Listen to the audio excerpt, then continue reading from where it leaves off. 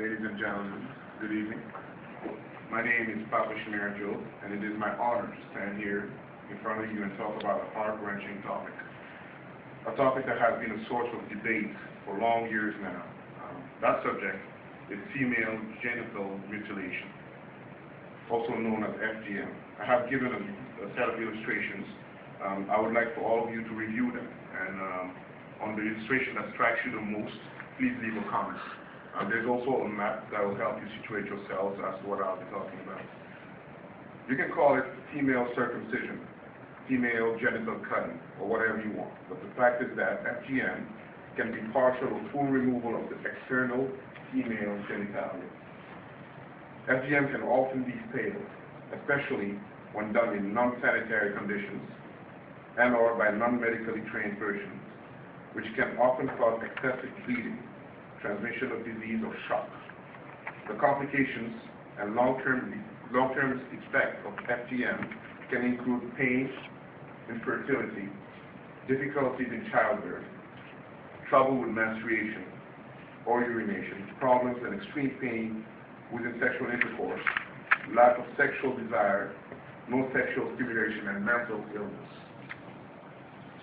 Amnesty International estimates that over 130 million women worldwide have been affected by some form of FGM, with over 2 million procedures being performed every year. FGM is mainly practiced in African countries. If you look at that map, the dark zones, right, represent basically where this practice is most common.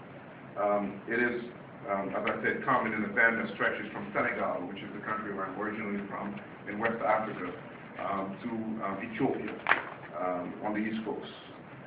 And Egypt, which is an Arabic country, actually has the most prevalent rate of female genital mutilations.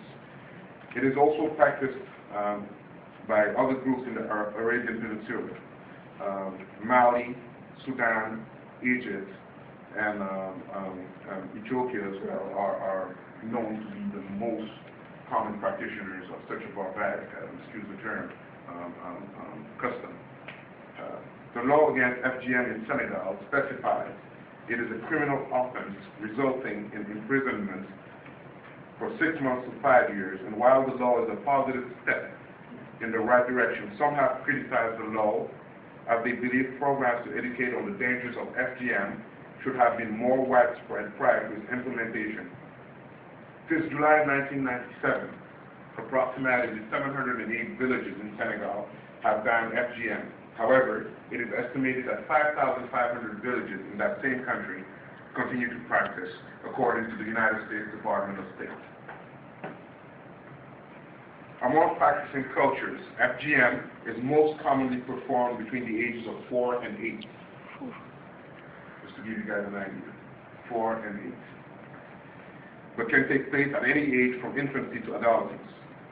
Prohibition has led to FGM going underground at times with people who have had no medical training performing the procedure, with no anesthesia, no sterilization, or the use of proper medical instruments. The procedure can lead to death through shock from excessive bleeding. The failure to use sterile medical instruments may lead to infections. The effects of FGM on a woman's sexual experience vary depending on many factors.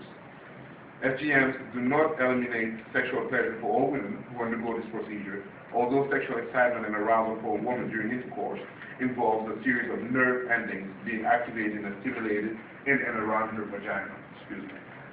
If you look at the illustrations that I have just passed right now, you will understand, how barbaric, again, this procedure is, and how much it violates the intimacy of any woman.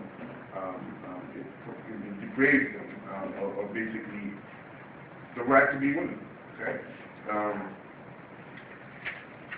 Organizations to ban this practice exist, and this is why I'm doing this presentation today.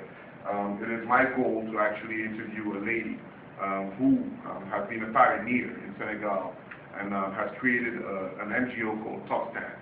Her name is Molly Melching. Tostan is a Senegal-based NGO founded by her. She's been living in Dakar, Senegal, and she's an American citizen since 1974. Okay, so she actually speaks the local languages. Her daughter happens to be a very, very good friend of mine. And basically, she has had knowledge of this. She has been the person who pushed for the ban of this practice and for the adoption of a law making it criminal for somebody to practice these on children. Ms. Melching has a website. It is www.tostan.org. I encourage all of you to go and visit it. You can also make a donation to actually fight this cause and help actually fight this cause. So I thank you very much for listening, and I take it that you will all take some time to do some research, sensibilize the people you know, and participate, donate to this great cause. Thank you very much.